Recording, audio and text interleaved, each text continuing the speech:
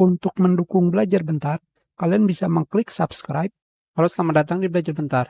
Beberapa hari yang lalu, kalian mendengar koneksi terbaru di Indonesia, yaitu 5G. Dan sekarang yang jadi pertanyaan adalah, apakah HP kalian yang sekarang kalian gunakan menggunakan 4G, bisakah diganti ke 5G tanpa beli baru? Jawabannya adalah tidak akan bisa. Untuk berganti koneksi 4G ke 5G, kalian butuh HP baru.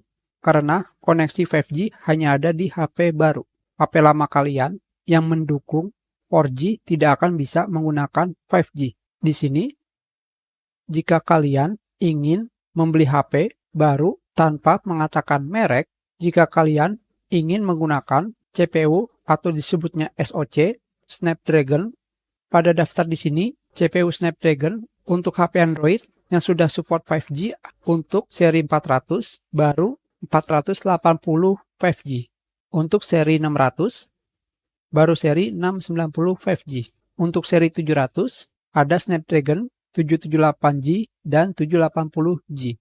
Dan untuk Snapdragon seri 800 terdapat Snapdragon 865 atau 865 Plus dan 87 5G. Dan yang terakhir adalah Snapdragon 88 5G. Sedangkan jika kalian ingin membeli HP Android baru dengan prosesor MediaTek yang baru support hanya prosesor Dimensity. Dari yang paling bawah adalah 700, Dimensity 700, semua tipe Dimensity sudah support 5G.